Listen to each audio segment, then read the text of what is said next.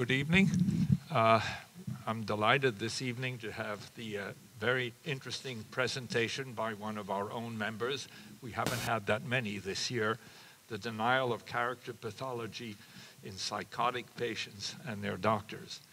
Now, most of you, I assume all of you know Peter Dunn, whether here or at Mount Sinai, where he is one of the most revered and beloved teachers. And I've seen him teach, and I can testify that he is an extraordinary person. He is a director of clinical services at NIPSI, and he serves on the editorial boards of the Psychoanalytic Quarterly, the International Journal, and he was a 2014 recipient of the Lieber Lectureship.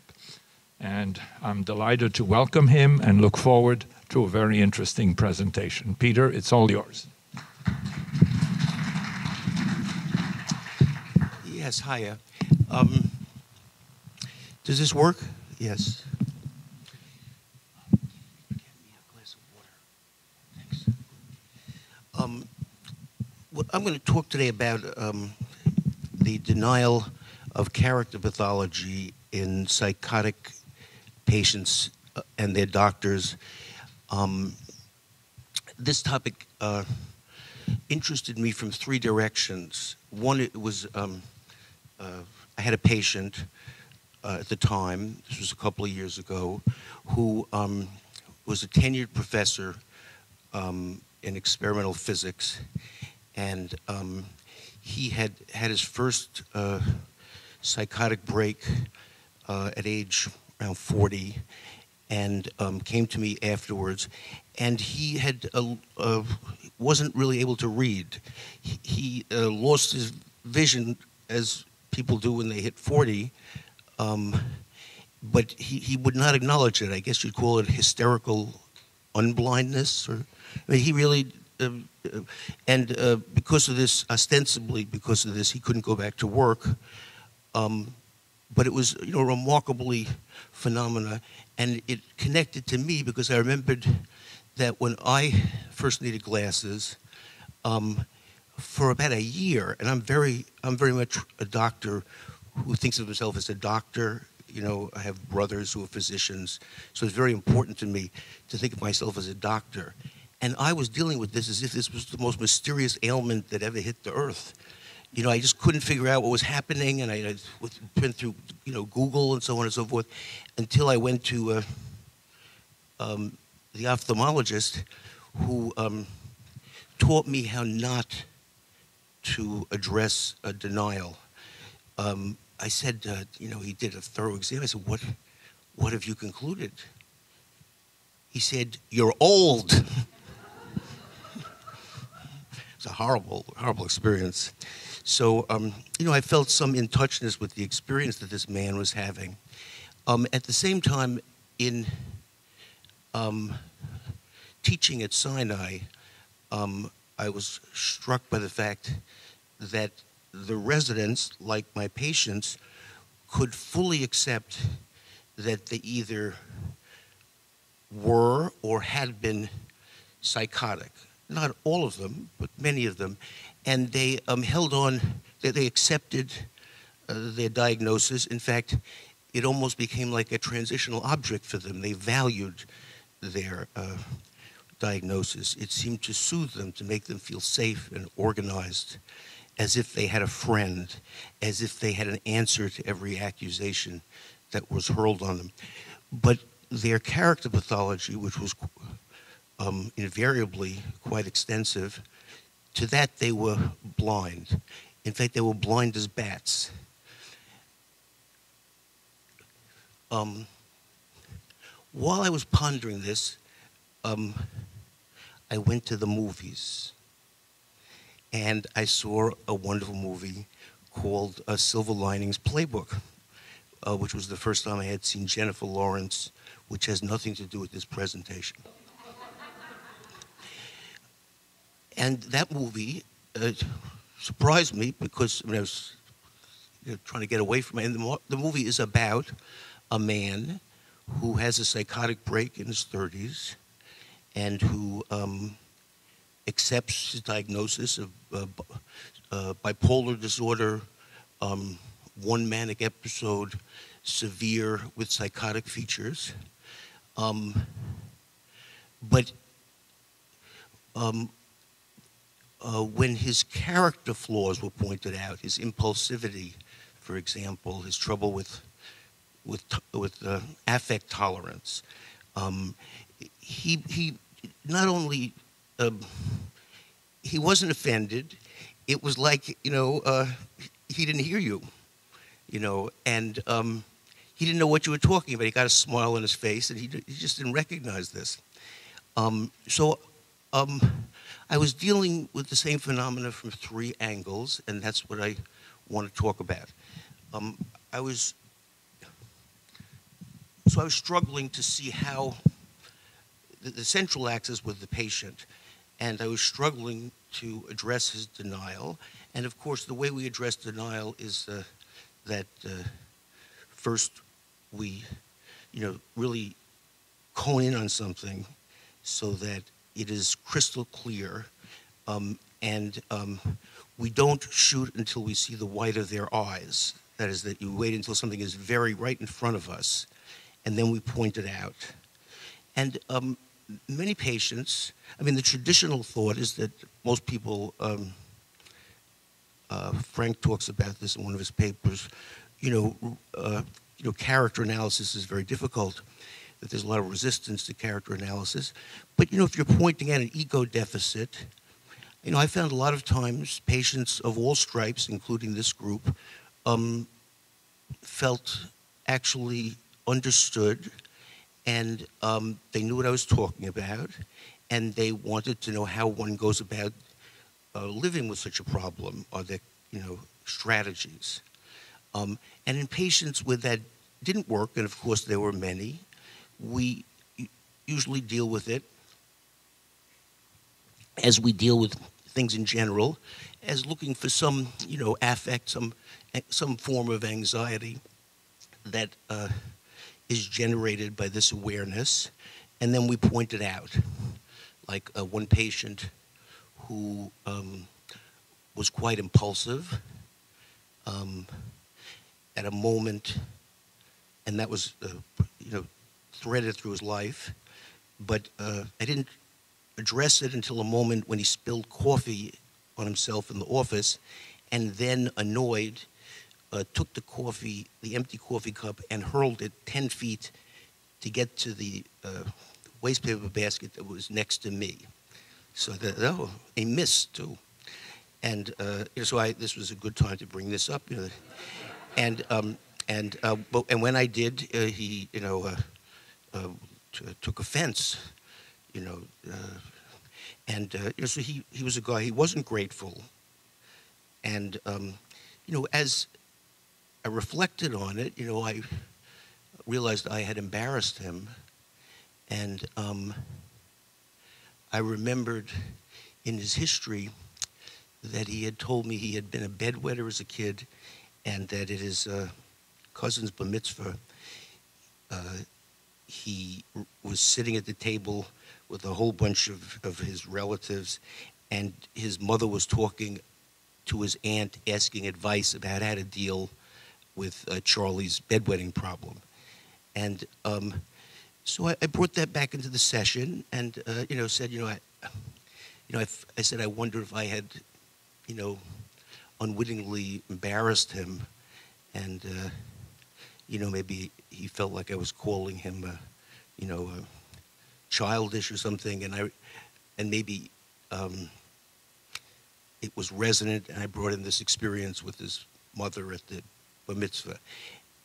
And it wasn't resonant, but it was close enough so that it got him to think about the matter. And ultimately, he came to see it, and we could work on it as a problem.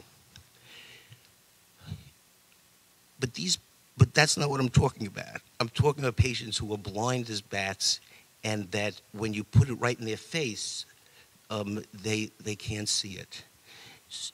Now, as I was struggling with understanding this, I was treating this man, and In my formal paper, I'm going to present the particular sessions where this emerged and was discussed and led to a resolution of his problem. But briefly, he was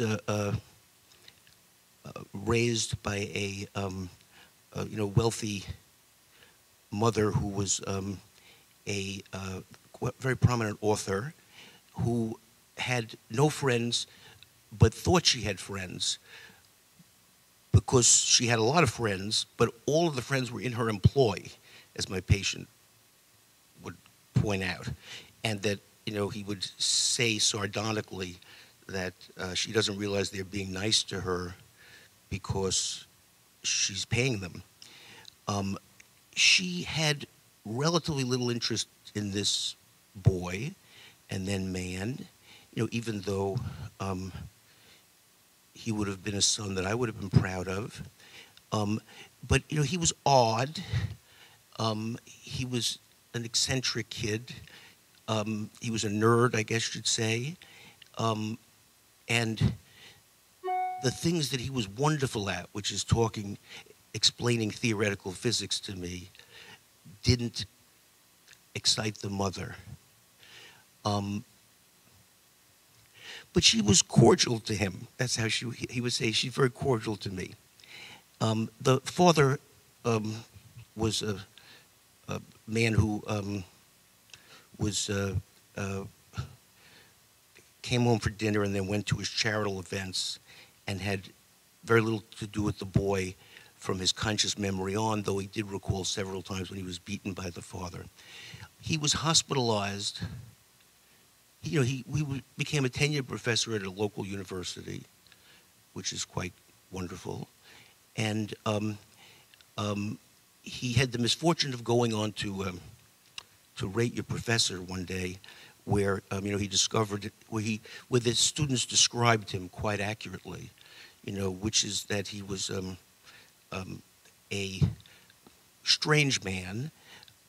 He tended to talk to me, as he clearly talked to the students, as if he were giving a lecture, and he was pompous and grandiose. And the way I found to relate to him the best was by asking him questions about theoretical physics. That is, and he was wonderful at explaining it, and I enjoyed very much hearing about it. And I noticed, loved very much my pleasure in hearing about it.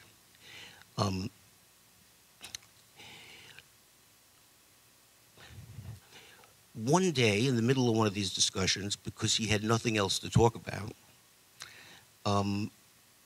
I went to my bookcase, I took down a book that related to this matter, and I showed it to him, and that's when I saw he couldn't see. That's when I saw he couldn't see. He held the book up like this. I said, "Oh, would you like to borrow my reading glasses?" He looked very offended. He said he didn't need reading glasses. Well, it emerged that, in fact, he had taken to buy audiobooks. And I learned this because I said, "Oh, but, Harold, you've been telling me you read this book or that book." He said, "Well, he gets them on audiobooks." And through a number of dreams, what entered the session was that as a child, he had been his mother's audiobook. That just as she related to everyone as a servant, or she related best to servants, in this case, he became her servant, and he would read to her. She had perfectly good eyesight, but she preferred that things be done for her. And he would sit on her lap, and he would read, and occasionally he would stop and expand on one passage or another. And as he talked about this, he lit up in a way that I'd never seen before. He talked about how his mother would laud his beautiful blue eyes. She had blue eyes, and he had blue eyes, and this was a link between the two of them. But he just remembered his eyes. He had beautiful eyes. And she thought he was a genius after all. Look, he was so young and he could read so well. And what about those, expansive talks that he gave about this or that and what he read?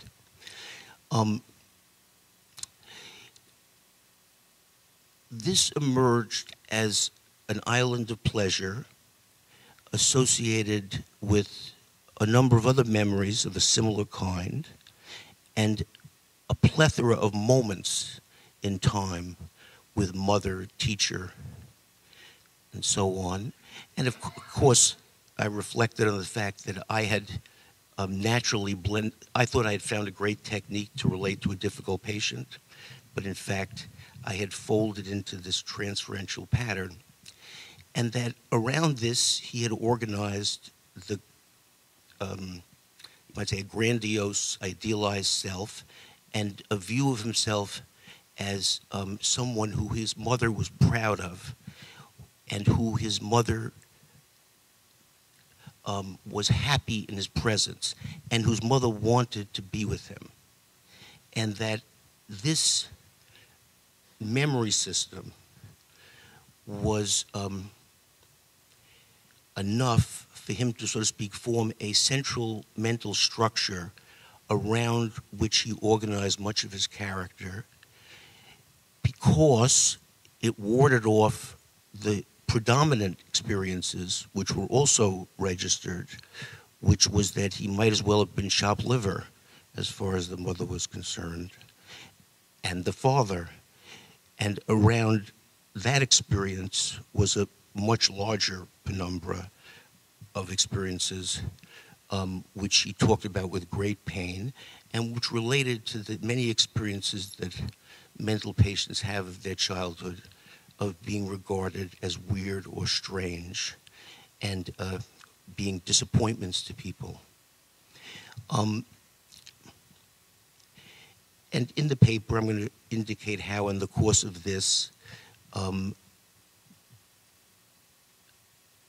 I connected the denial to, I explained to him that I realized that in asking him to acknowledge that he had trouble seeing, I was inadvertently asking him to cut the link to a set of memories and experiences that were really wonderful experiences around which he treasured, and that it was like I was asking him to give up a Fabergé egg. He had often used the image of a Fabergé egg when he talked of something precious. And he said his mother, in fact, had called him my Fabergé egg. That's where he had gotten it in the first place.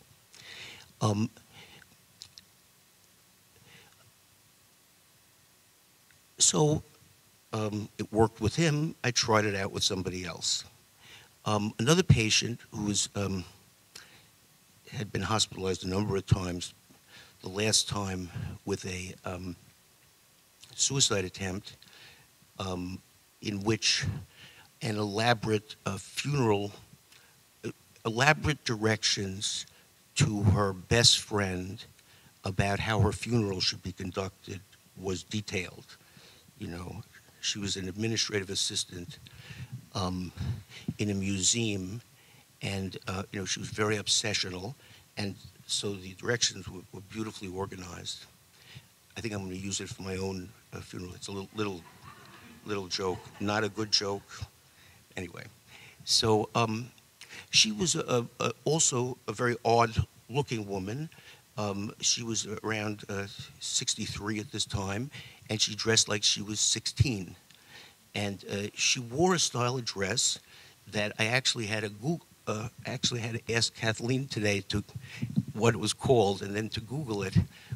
It's called an A-line dress, and it reminded me of dresses that girls wore in my childhood, early dances that I'd went to, as it flares out.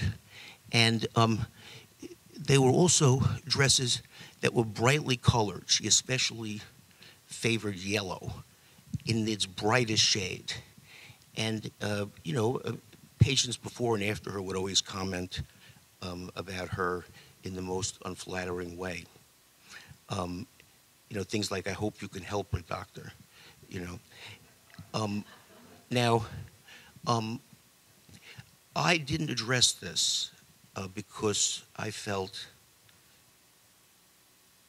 that she couldn't tolerate it. But one day she was cited by her supervisor for inappropriate dress, and he said to her pretty much what my ophthalmologist had said to me, because he explained what she was doing wrong in the same kind of sensitive way my ophthalmologist had explained to me why my eyesight was blurring.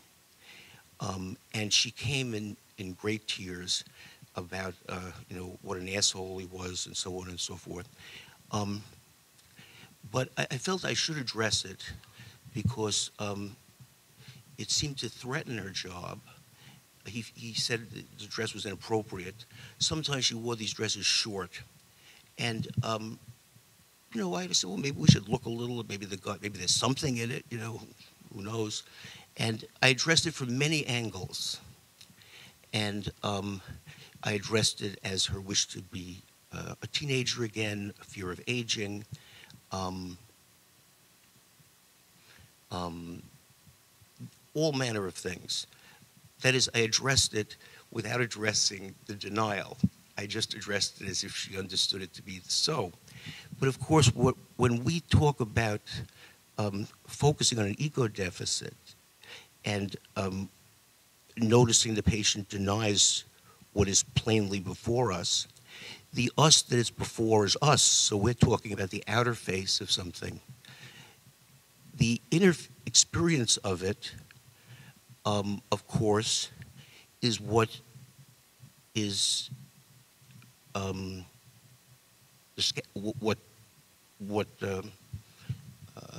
is the molecular structure of what we're seeing. And I began to ask her about it, and she, spoke only about these dresses make her feel happy. When she gets in these dresses, she feels happy. But that the dresses were peculiar or inappropriate or, ultimately I resorted to saying, look, if your supervisor doesn't like it, you shouldn't wear it even if it makes you happy. I mean, that's the level of sophistication I went down to. But nonetheless, she kept to the dresses, and she was very good at her job, and she got away with it. She engaged the labor union. There was nothing really that she was doing wrong. She just looked weird. And in the course of this, I happened to ask her how she came to work for the Museum of Natural History. Because she didn't seem to have any interest in what's in the Museum of Natural History. That wasn't an area of her interest at all. And she said, oh, well, that was the place where her parents used to take her when she was a kid, and she loved it. Now, when I asked her about that in some detail, there really weren't many times she was taken to the Museum of Natural History. It wasn't like she was taken every week or even several times a year, but there was some time she went to the Museum of Natural History. Now, she was raised in Great Neck and on a great estate. And by one of those strange coincidences, for 2 years I lived across the street from her. I hadn't realized this until these memories about the museum came up. And this, where she lived, was one of those places that a lot of people have in their childhood, that is, houses that are haunted or houses that are areas of mystery. Well, this house was an area of great mystery because Great Neck at the time was a very affluent Jewish neighborhood of, split-level homes and so on. But this wasn't that. This was from the Great Gatsby era. In fact, I recently drove back to see the house that I lived in, and I looked at her house, and it was now, of course, a development. It had no resemblance to the days that I remember. And I would peek into this house, and it was a vast house. And in fact, several times I glimpsed her. I didn't know, of course, at the time I would see her so many years later as a patient, nor did I ever tell her. But what I glimpsed was a specter, a lonely specter. So different her life was than I imagined would be the inhabitants of this home. It was a great estate, and this girl was sort of like a figure. Just if were she a picture, it would convey sort of a deep loneliness. Of course, I thought that was all my imagination. Of course, when I saw her, she fleshed out what was happening inside that house. And I remember thinking, how could someone who lives in such a great house be unhappy? And also, where the hell were the grown-ups? In other words, I lived in houses where the grown-ups ran the show. They were all around us. You never would see me alone. I was dying to get away alone. In fact, that's what I was doing, peeking into her head, get away from these grown-ups. But there was no grown-ups around her. And she conveyed that quite accurately to me. She said that, her parents were immensely wealthy, and her father was perpetually in a foreign country, and her mother was a socialite who also had an apartment in the city where she, quote unquote, occasionally would stay, but occasionally was an awful lot of the time. And she was raised by servants. Of course, many of our patients have been raised by servants, and some of these relationships are wonderful. Hers wasn't one of them. She had what she described as a mean Irish lady who was who had dogs, and she loved the dogs, but the Irish lady wouldn't let her pet them. And so that was her childhood. So we're then the museum trips, who was taken to the museum? So I asked her that, and she told me she couldn't come up with an instance, but then the next session she said, oh yes, I remember one time, and it was wonderful. What happened? One day, her dad was scheduled to take a trip, and he took the day off, and he took her to the Museum of Natural History. And it was a day of her dreams. And when she returned home, he put her on her bed, and he sang her to sleep, singing "You Are My Sunshine." And then she started to sing it in the session. And then I recalled that in her suicide note, in these elaborate instructions, one of the instructions was that the song to be played was "You Are My Sunshine." And she spoke of this as a time where she, in fact, felt like she lit up her father's life. She felt like a girl he was proud of. She felt like a girl he wanted to spend his day with. She felt like a girl, the girl in the song.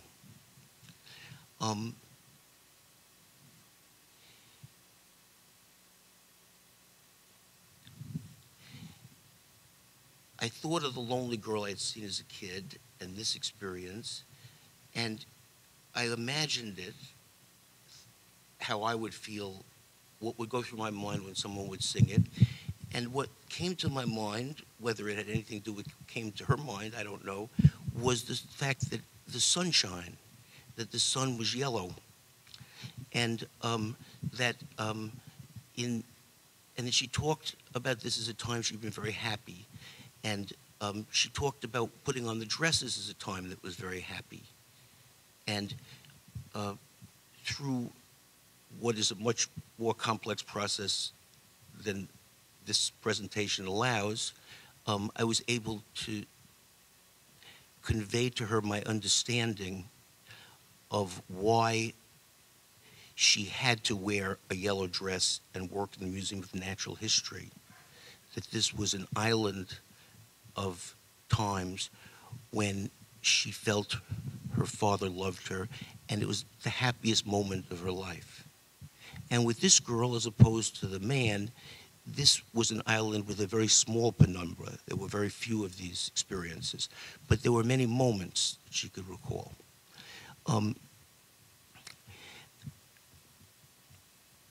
Now, why is it that such patients have trouble? So, in both cases, I realized that the difficulty in giving up, in acknowledging the deficit or the manifestations of a deficit that I was pointing to meant giving up a subjective experience that linked them to these memories and that was central in forming an image of an idealized child and an idealized parent in some form of close union, and that for both patients, these were clung to because the bulk of their experiences had been quite opposite. Like most of the chronic mental patients that we treat, they were both regarded by their parents as disappointments. And many of our patients, families regard them as disappointments, as solutions, meant to be solutions to problems that the parents had, ending up compounding the problems the parents had, and that they registered that their parents were ashamed of them, or that their parents were angry at them. One patient said to me, "I remember my mother saying in grade school, if I get another call from the principal, I'm going to put a bullet through my head." Another set of experiences that is common among chronic mental patients in their childhood is of being liked by someone who doesn't get it that they're different. And that these experiences were obviously much more positive than the ones where they provoked shame or anger, but they were also problematic in the sense that they essentially were inauthentic relationships for the patients, and sometimes associated with intense fear of discovery, because they knew another failure was down the road, and feared that this would confront the person who liked them, who would then either reject them or make fun of them or get angry at them. So these structures were held on very tightly because they warded off the horrific, nightmarish, self-object images of a child who's a great disappointment to a parent in symbiotic or near symbiotic fusion. And as we all know, working with these patients, you get the most extraordinary and phantasmagoric representations of this in dreams, like one patient who, one chronic mental patient had a dream about a octopus with the head of a person who in associations led back to his mother, with tentacles, like not just the usual number, but like a lot more, and each of the tentacles had points at the end of them, and they were sticking into her stomach, you know. And that was the nature of the inner object world, which these positive memories were defending against. And when the defenses broke is often when they resorted to psychotic defenses. So to put it succinctly, I discovered that patients were denying, these particular patients, it was good for me to think that these patients were denying something because to admit them would be to give up a connection to a loved one. That I wasn't asking them to acknowledge something, to accept something. I was, from their point of view, asking them to give something up. And that this was, so to speak, this was a useful idea for me to have, in that it allowed me to become more interested rather than less interested when I brought something up that was plain as day and the patient turned away. Oh, no. Oh, you think you're that lucky? Oh, you got a lot more. Oh, how long does, oh, goodness. Well, I have a movie to show. Okay. When does this end, Frank? When does this end? Oh, okay. Okay, well, the other place I noticed it was in Rounds at Sinai, and you're missing out on wonderful 3 pages. But the phenomena there was of the fact that the resident, the doctors also had the same phenomena. They were quite understanding of the psychosis and quite interested in it, but they were blind to the character pathology. And if it punched them in the nose, they gave the patient another Axis 1 diagnosis. And I had a patient recently had 4 or 5 Axis 1 diagnoses, and like a little thing about character that a personality I couldn't even read. If the patient was quite difficult and they couldn't assign it to an Axis 1, and it's amazing what you can assign to an Axis 1, they gave the patient a diagnosis of borderline as if the patient wasn't lucky enough to have schizophrenia. I found this very difficult to address with the residents, and concluded it had to do with the fact that the dominant mode of teaching was not that, as I see it, psychosis emerges out of the soil of character and returns to the soil, but that the main thing is the psychosis and the character problems, so to speak, either the negative symptoms or the subclinical manifestations of the psychosis. But there were 2 years when this melted away. I was a genius. I figured out, I don't know, somehow intuitively, I'd figured out how to get around this. I was a magician. But then it came back, and I was not a magician anymore. And in reflecting on the experience, I realized that the 2 years when I had been so great were the 2 years when the department was in shambles. 2 chairmen were discharged under mysterious circumstances. Residency directors came and went.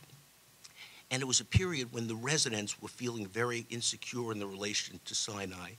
And in a sort of splitting phenomena, they turned to me and they attached to me. Therefore, they attached to the ideas that I had.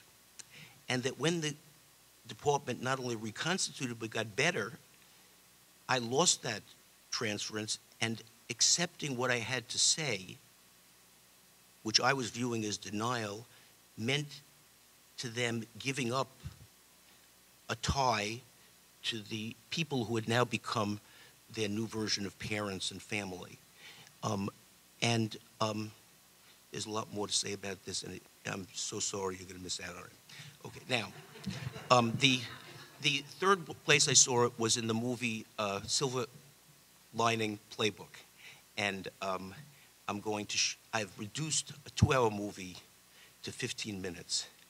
I could actually have shown you the trailer, which was 90 seconds, but I decided it wouldn't be enough. This is a movie about what you'll see it's about.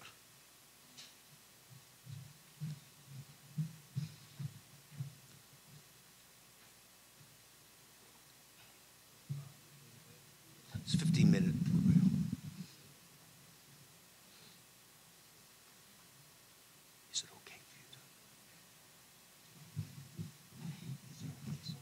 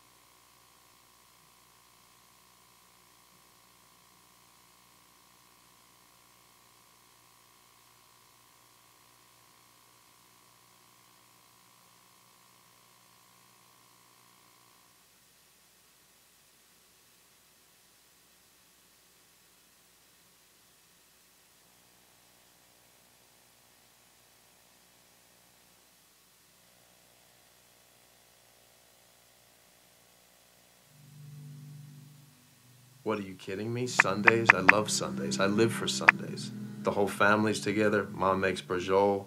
Dad puts the jersey on. We're all watching the game. Yeah, it drives me crazy. And yes, I was negative. You didn't even know that I loved it, Nikki, but I did. I just didn't appreciate it or you before. Come on. Time to go. I lost all that. I blew it. But you also blew it. We can get it back. We're going to get it back. It's all going to be better now. I'm better now, and I hope you are too.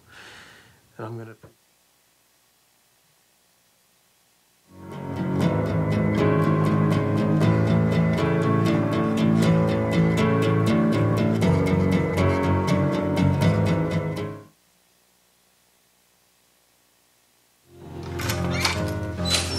Technically, you can take him out against our recommendation, but you assume a lot of liability in the eyes of the court. And he's just getting used to the routine here. I don't want him to get used to the routine here.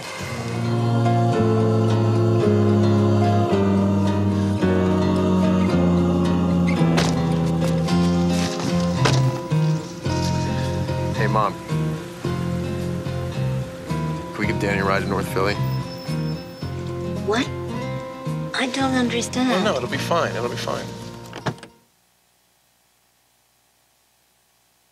Danny was in for assault because of crystal meth and alcohol. Bad combination. Yeah, on top of an anxiety disorder. That's when I was X-ray technician, and I had my ADD and my anxiety. I had a lot of access to medication, and I took advantage of it. You lied to me, Pat. Danny's not allowed to leave. Okay, Mom, just hold on a second. Let's just talk about this. Mom, just listen. He's too attached to the steering wheel! Pat, this whole thing was a mistake. I'm sorry, Mom. Mom, it's a good thing. I'm remaking myself.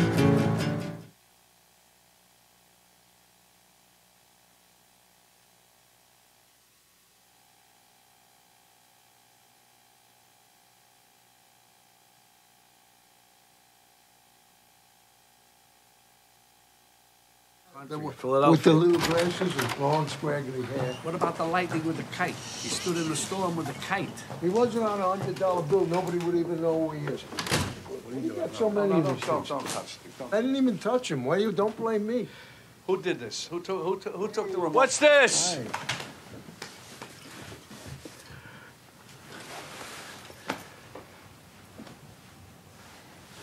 Everything good? Mm-hmm. Ah. So you don't talk to me? You didn't tell me you took him out? Well, he's ready. Look at him. You didn't tell Dad you were picking me up? Don't worry about that. I want to make sure when you come out that you're okay. And she didn't say anything. You didn't tell me why. The court said yes. Don't worry. Relax. The court said it's fine, okay? Let it go. Yeah, don't worry. Dad, I'm in there.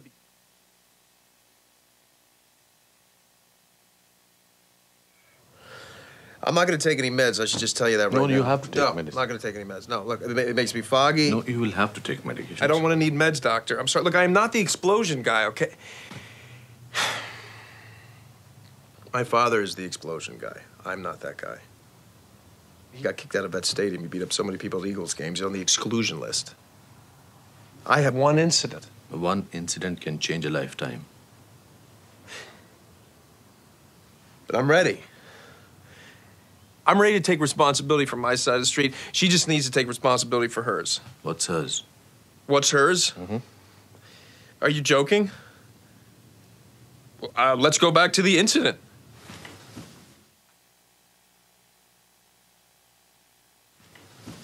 I come home from work after I left early, which I never do, by the way, but I got in a fight with Nancy, the high school principal. I come home, and what's playing but the song from my wedding? The song that you so charmingly played out here today for us. That's playing, and I don't think anything of it, which is odd, because I should have. I come home, what do I see? I walk in the door, and I see underwear and pieces of clothing and a guy's pants with his belt in it, and I walk up the stairs, and all of a sudden I see the DVD player, and on the DVD player is the CD, and it's playing the wedding song, and then I look down, and I see my wife's panties on the ground, and then I look up, and I see her naked in the shower, and I think, oh, that's kind of sweet. She's in the shower. What a perfect thing. I'm going to find her, and maybe I'll go in there. We never fuck in the shower anymore. Maybe today we will. I pull the curtain back, and there's the fucking history teacher with tenure. And you know what he says to me? You should probably go. That's what he says to me. So yeah, I snapped. I almost beat him to death. But then I get fucking chastised for it. I get that I'm parallel to my father. I don't think so. All right. Can you talk about something that you did before or after? Yeah, about a week before the incident, I called the cops, and I told them that my wife and the history guy were plotting against me by embezzling money from the local high school, which wasn't true. It was a delusion. And we later found out from the hospital that's because I'm undiagnosed bipolar. Yeah. With mood swings and weird thinking brought on by severe stress, which rarely happens, thank God. And then the shower incident happened, and that's when everything snapped. So I then realized that, oh wow, you know, I've been dealing with this my whole life. And without any supervision, I've been doing it all on my own, with no help. And, you know, I've been like white knuckling it this whole time. That had to be hard. Yeah, it's a lot to deal with, especially when you don't know what the hell is happening, which I do now, sort of.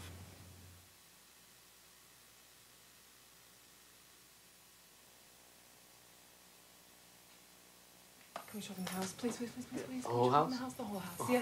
I think it'll be fun. It'll be fun. We're gonna go on a tour now. We're gonna go on a tour. Let's go see the house. I just Come on, want to Dad, show. let's go for the tour. I've been planning this forever. I don't even have a phone. They won't let me make any calls. I think I'm gonna call Nikki. Don't worry about it. Don't focus on her. I would call Nikki. What meds are you on? Me? None. I used to be on lithium and Seroquel and Abilify, but I don't take them anymore. No. They make me foggy, and they also make me bloated. Yeah, I was on Xanax and Effexor, but I agree, I wasn't as sharp, so I stopped. You ever take Klonopin? Klonopin, yeah. Right? Jesus. Like, is it what? Yeah. What day is it? How about Trazodone? Trazodone. Oh, it flattens you out. I mean, you are done. It takes the light right out of your eyes. God, I bet it does. I'm tired, I want to go. No. We haven't even finished the salad yet, or the duck. I made the fire and ice cake. I said I'm tired. Are you gonna walk me home or what? You mean me? Yeah, you. Are you gonna walk me home? You have poor social skills. You have a problem. I have a problem? You say more inappropriate things than appropriate things. What is your problem? Nothing's my problem. I'm fine. I'm tired. I want to go. Come on. Are you ready? You really want to go right now? Yes, I really want to go. It's been great. Okay, guys, the baby is sleeping. Sorry, I don't want to wake up the baby. Bye.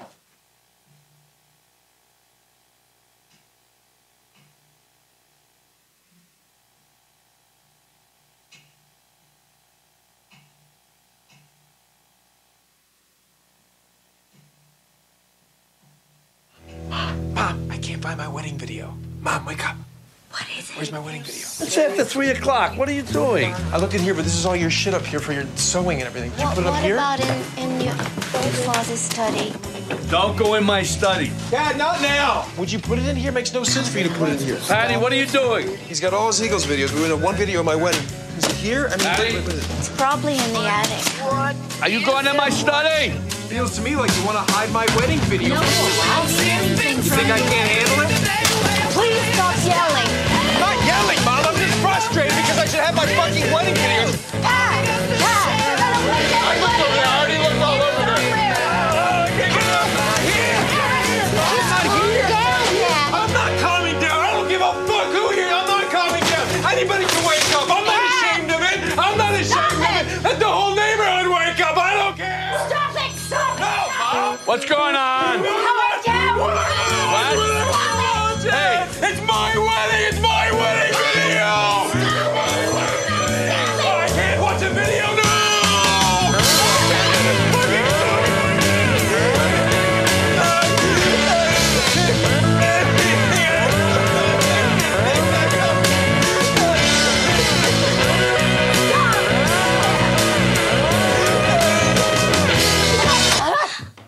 Mom, what the fuck you doing? You fucking No.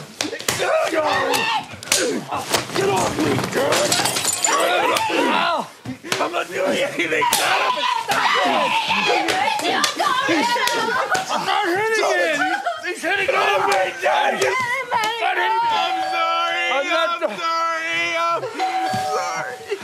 Police, open the door, please. Open up. Mr. Sultano, I got a lot of calls. People in the neighborhood are scared. I gotta come in. How are we doing in here, huh? We've heard a lot of reports from your neighbors, all right? Oh, you got getting a lot of phone calls. calls. Nikki is being manipulated. Manipulated? You have to talk to her. Hey, sit down. You're the one with the problem here, nobody else. theories. He's a cop. What are you doing? It's a medication problem. Yeah, but he's fine. He's fine now? You want to send him back to Baltimore? We know all about the explosion at the psychiatrist's office. What?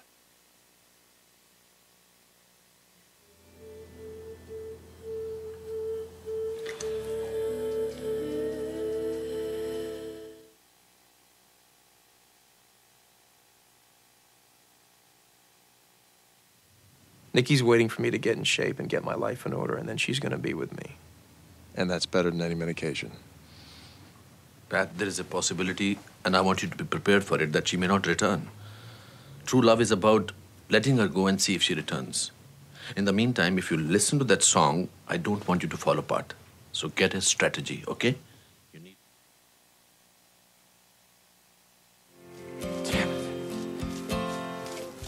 Hey! What the fuck? I'm married! So am I! What the fuck are you doing? Your husband's dead! Where's your wife? You're crazy! I'm not the one that just got out of that hospital in Baltimore. I'm not the big slut! I'm sorry. I'm sorry. I'm sorry. I was a big slut, but I'm not anymore. There's always gonna be a part of me that's sloppy and dirty, but I like that with all the other parts of myself. Can you say the same about yourself, fucker? Can you forgive? Are you any good at that?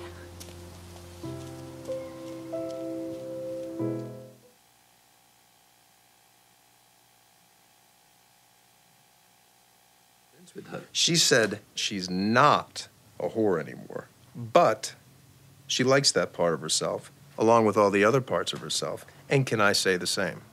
Can you? Is that you're asking that? You're really asking me that question? Yes. All my crazy sad shit? What are you, fucking nuts? You said Nikki is friends with Ronnie, Veronica, and Tiffany. So if you become friends with Tiffany, Nikki will think that you're a kind, generous, large-hearted person who helps people in need, who is basically thriving. So if you help Tiffany, it will be good for you.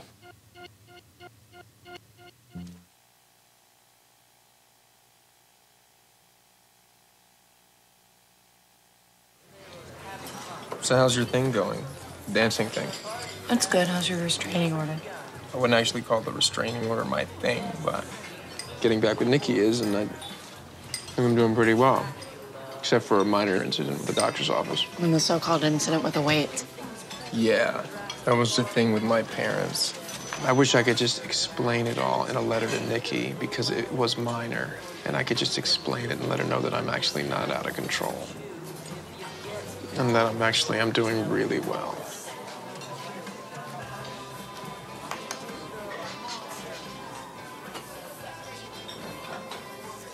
I can get a letter to Nikki. I see her sometimes with my sister.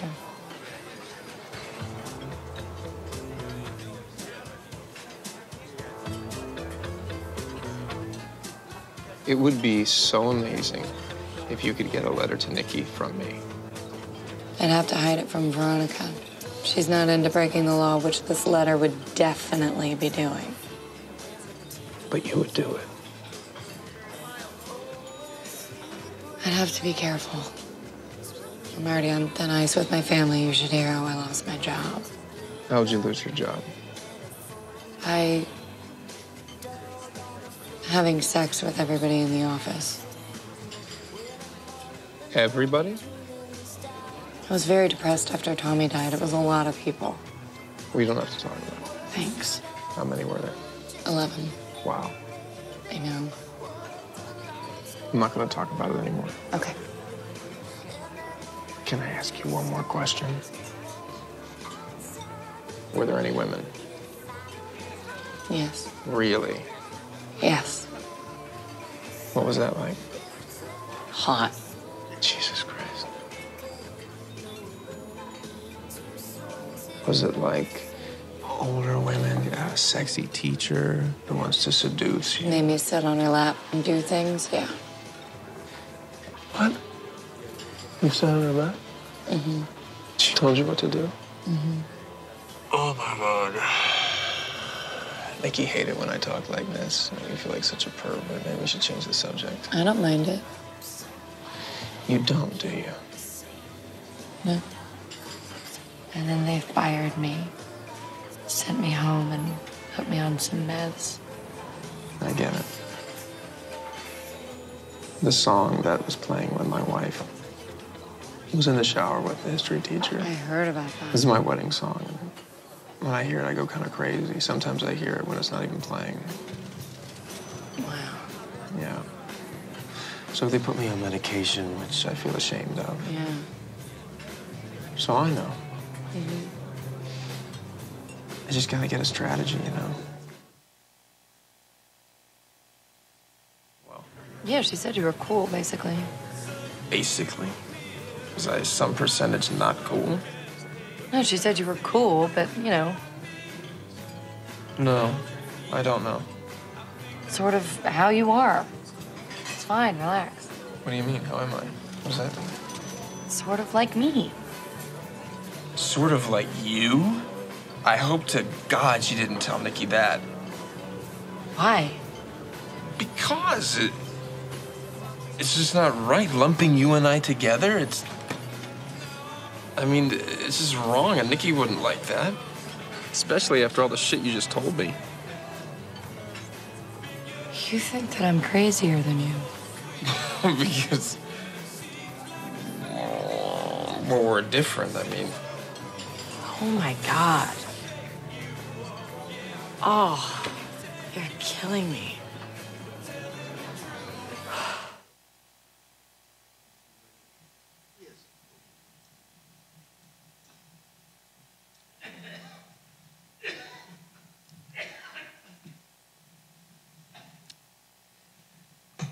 The movie goes on to show her teaching him various coping skills. In this scene, she teaches him how to cope with the flashback, and she engages him in a healthy area of sublimation, and and in the course of it, essentially, she draws to him a lot of libido, and he therefore has a relationship in which thinking of himself as mentally ill is his bridge to this object, and he can let go of thinking of himself as normal, which was his bridge to his mother. And you get a hint of the earlier experiences that he had with the mother in his sexual fantasies. It ends with a triumphant fairy tale dance competition in which his wife unexpectedly shows up, and she's forced then to watch the two of them making, an intimate embrace, and he experiences essentially a triumph and an overcoming of the original trauma. So it's a movie very much worth seeing. Thank you.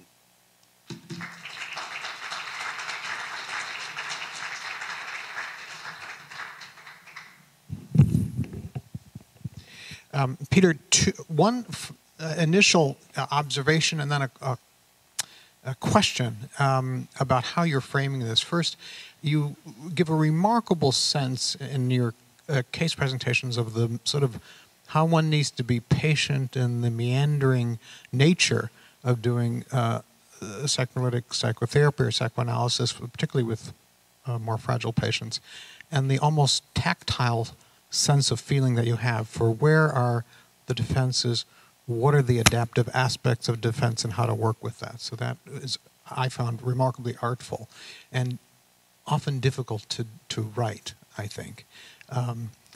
But I thought about your finishing up with the movie, and I found myself thinking that the two cases you presented, like the film, are remarkably visual. Just as the film is a visual presentation. The first case is the fellow who has denial of, as you point out, being able to not see, and it's connected up about how he was his mother's eyes and mouth, beautiful eyes and mouth. And the second case is also about being seen in this beautiful yellow A-line dress. And I actually went and looked up "You Are My Sunshine" because I just heard Morgan Freeman sing it on a movie. And it's, you make me happy when skies are gray. You'll never know dear, how much I love you. Please don't take my sunshine away. It's very moving and somewhat seductive song. But in all three, the film, the girl, the woman girl wearing the dress, and the man, there's a very visual quality that you're trying to address and approach, and it reminds, I think, it reminds me at least, of the distance that can be between the visual experience, as Freud wrote about with dreams, and connecting that up with symbolic representation in words. I was actually thinking initially when you first presented of this image you should pardon the name, Jung writes about, of a fellow who dreams about having a head with a long, sinuous neck that going down, way down, connecting with his body, and Jung's comment that he was very much removed from his physical body, whereas your patients are very much connected with their visual images, and you're making some attempt to connect this up with some sort of symbolic representation that you two can then talk about. Long question. Let me see if I can ask you to think about that.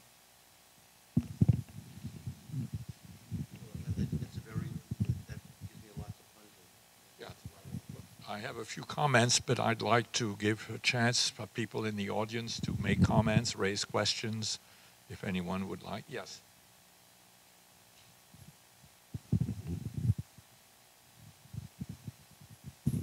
My name's Daniel Menaker. I'm a layman. I had two questions about your presentation. One, I thought you started out by saying that the residents that you worked with at Mount Sinai had psychoses.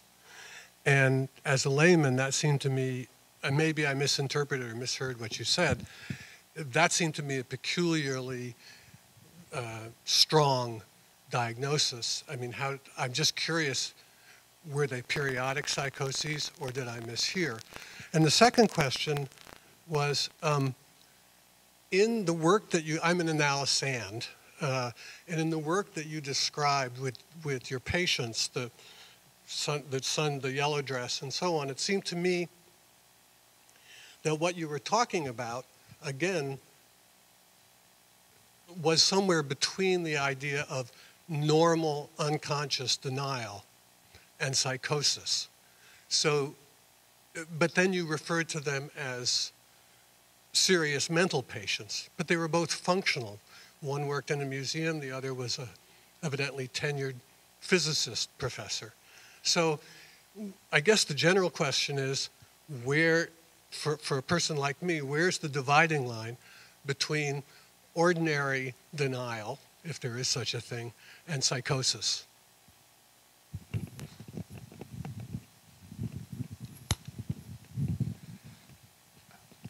I'd like to make a couple of comments addressing this point and a couple of other points. The first point is that I think that our the way we think diagnostically is very mechanical. And I like to think that I'm writing a paper on something I call the psychotic core. That is that all of us at some level have some areas of primitive functioning. Some more than others, some brought out by stress. And so that's these primitive areas of mental functioning can occur, but they can be covered over by neurotic and what looks like normal functioning.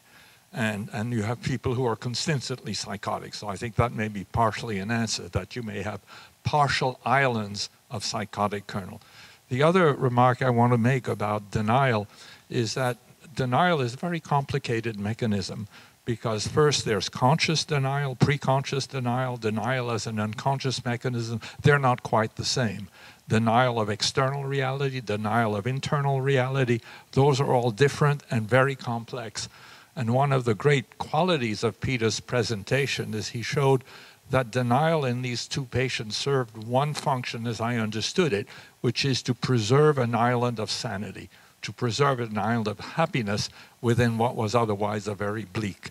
And I think that's a very important point, because in terms of thinking about denial, of course, and character, I've written about character, confronting anyone's character, whether you're psychotic or not, is very difficult, because character is what we call egosyntonic. That is, it's who we are. And so if someone makes a comment about our character, whether we're psychotic or not, it's a narcissistic injury. It's like, you can't help it. That's who you are. Are you asking me to be different? I can't. So there are challenges, and of course in psychotic patients, the confrontation with denial is much more difficult, because the denial may serve more complicated function than in healthier individuals. Elizabeth Gilliard wrote a paper, she died of cancer, and she wrote a paper in the Psychoanalytic Study of the Child on the adaptive use of denial, namely that there are certain situations that are so traumatic that in a sense, the only way you can really survive is by a certain amount of adaptive denial. Adaptive to the degree, not like in this case, that if he doesn't take his medication because he's denying his illness, this is no longer adaptive. But there are instances, I think, where denial can be very much adaptive. Thank you very much. In terms of what Frank said, that the function or a function of denial in these psychotic patients was to preserve an island of sanity. That's correct. But what I'm trying to communicate is that there's an intermediate step, which is that what it preserves is an object relationship, or what it preserves is a link to a person. And that link is what gives them this island of sanity, and that the experience of working with these two patients over these things starts with the irritation, the denial, and ends with my thinking, I wouldn't give it up either. And that's when they gave it up. And in terms of your question, again, I miscommunicated. No, I was referring only to psychotic patients. In fact, it was very striking. One of the great experiences of teaching this is to see the extraordinary health of these residents. You know, their stories versus the stories of the patients highlights the difference between these patients and others. Comments or questions? Yes. Oh, Eileen Kemether, former resident at Mount Sinai.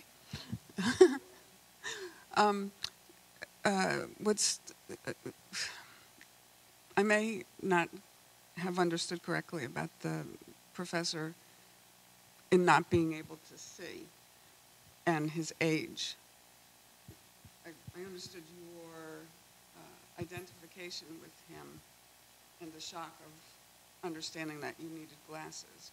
But typically people whose aging process renders them needing glasses, they have the experience of their arms aren't long enough. And what you described, that their arms not being long enough to hold the book away from them so that they can see it. And what you described was this man holding the book up so close. And that the only way that he could read, if he had to, if he was reading at all, I don't know if he was.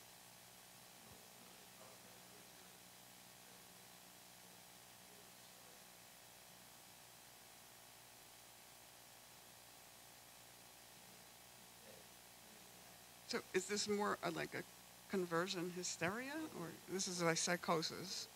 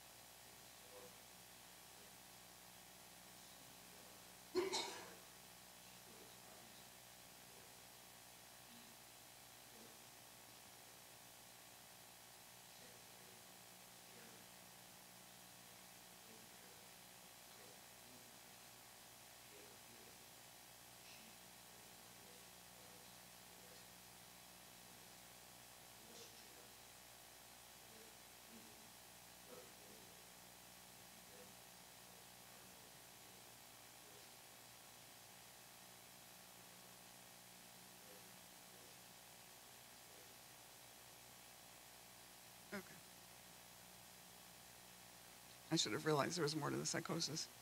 No, the other question is, okay. The other question simply is, I mean, it's kind of an amazing coincidence that of all the psychiatrists in the city of New York, yeah, would it surprise you to find out that maybe she knows who you are?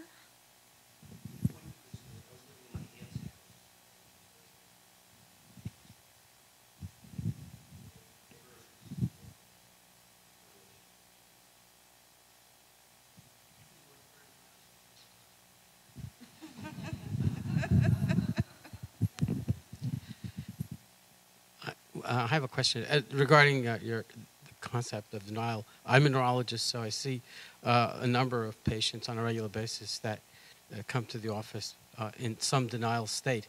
Very often they have a disorder like Parkinson's disease, which is fairly advanced by the time they think it's important to see the doctor. They've already had 3 or 4 falls, and now they're admitting this. And to some degree, trying to utilize their denial is sort of important to get them to cooperate with the therapeutic plan. But there's also a polar opposite to this, which is the individual that goes into a catastrophic reaction and is in sort of an anti-denial state, in which they can't seem to find a mechanism of defense, which denial is. Do you have any thoughts on that? Because I think very often we see the denial, but we don't see that it's opposite and recognize its opposite as equally pathologic. Do you have any thoughts? Extreme catastrophization, symptom augmentation. It's the individual that has a little spot on their hand and they think it's cancer, and they're going to go from specialist to specialist. They're absolutely sure they have something, and these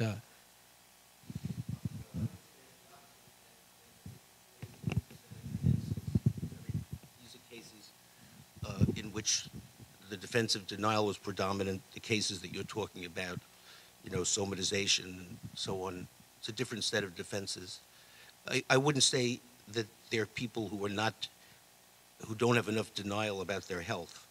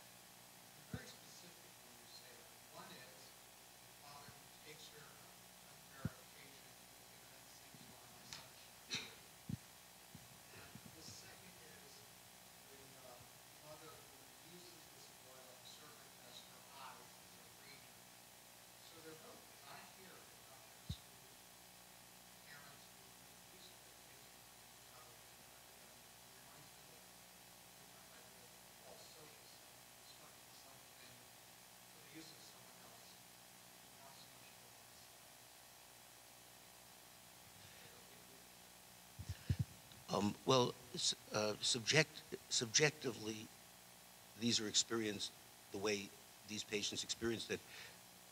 I think objectively, you may well be right about what was going on there, but when this was happening, he didn't experience it as my mother was using me. He was thinking, my mother needs me. The denial, the subjective experience of the patient in the denial is like the manifest content of a dream, and that these experiences are like the associations to the dream, and that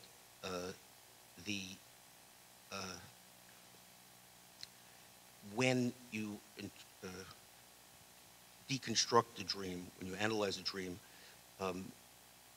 there's an increasing release of affect, and that was what I observed here. That is that, and what made me think this was an authentic connection between the surface, and which was like a symbol in a dream, and the association links, that when she got there, her whole affect changed, and there was great release of this joyful feeling. She lit up like a light bulb, and the other guy did in a different way.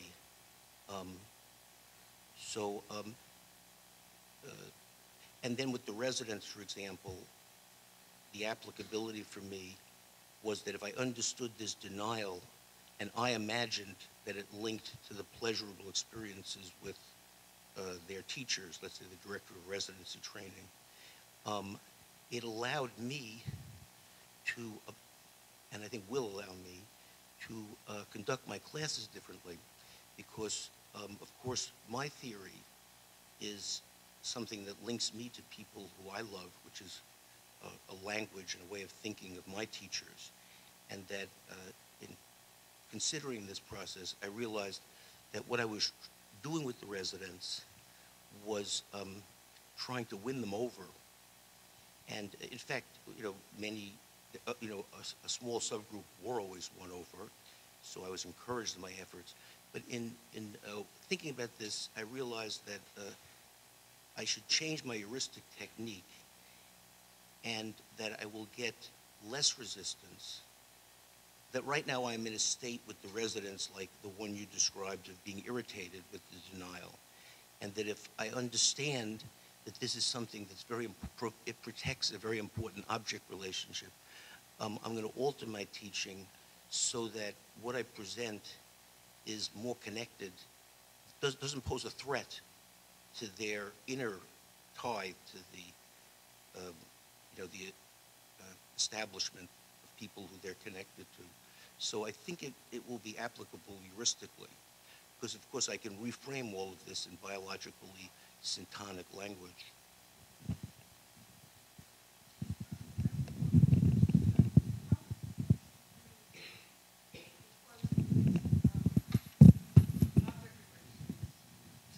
To the long-gone parents, in terms of the therapy that, I mean, how do you work with helping these people start to have relationships that are meaningful with other people in their lives currently? How can you draw upon their holding on to these objects?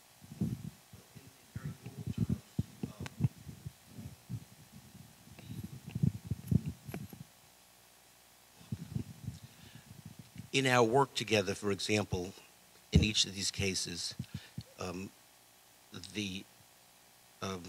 I moved from a position which was typical of the position these patients encountered typically, of being annoyed with them for being stupid, or like, why, a normal person is not this blind, to coming to not only accept their symptom, but almost to treasure it, that is to feel, wow, it's amazing that you would move from the sun to this dress. And in the course of that, therefore, there was an alteration in the transference. That is, it furthered a positive transference.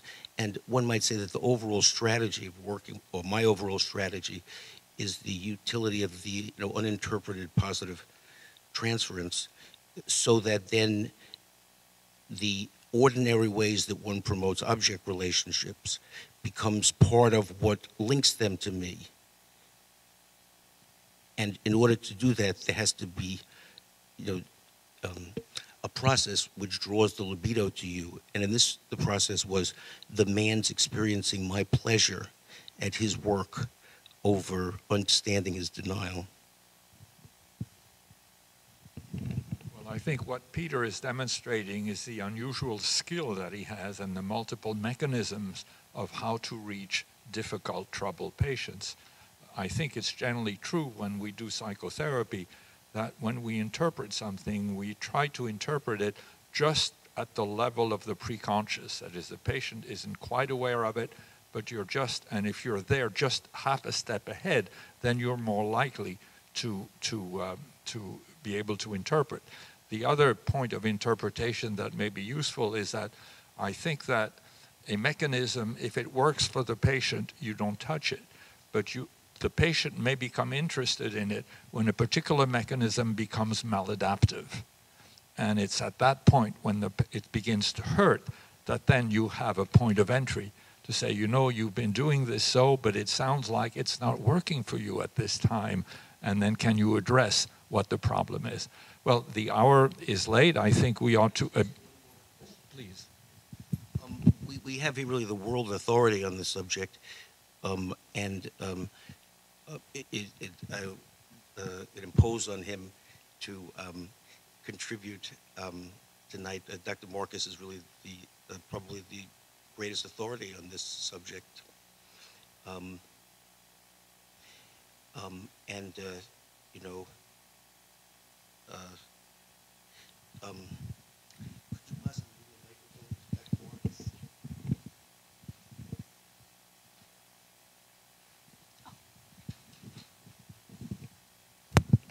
Peter, thanks for the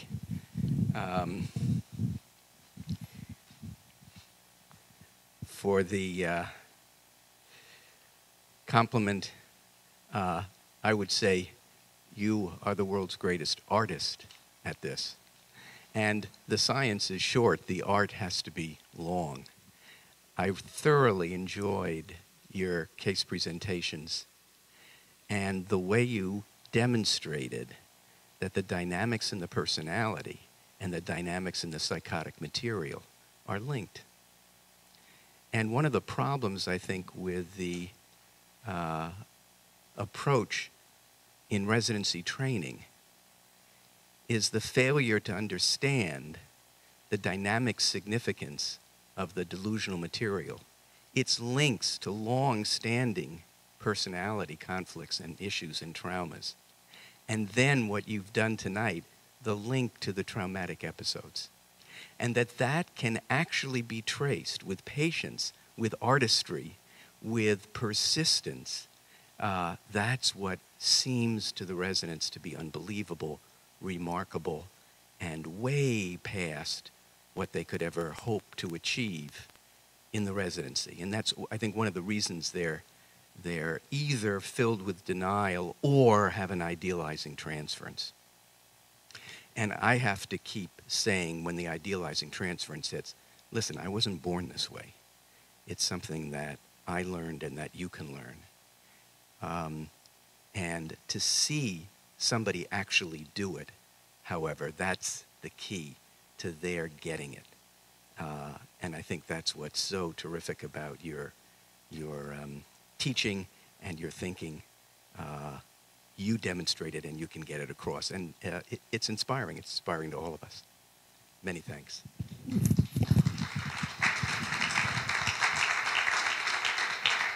Well, thank you all for coming, and thank you very much, Peter, for this wonderful illustration of your clinical style. I thought I would agree with Eric. This is the most enjoyable part of the evening. Thank you all.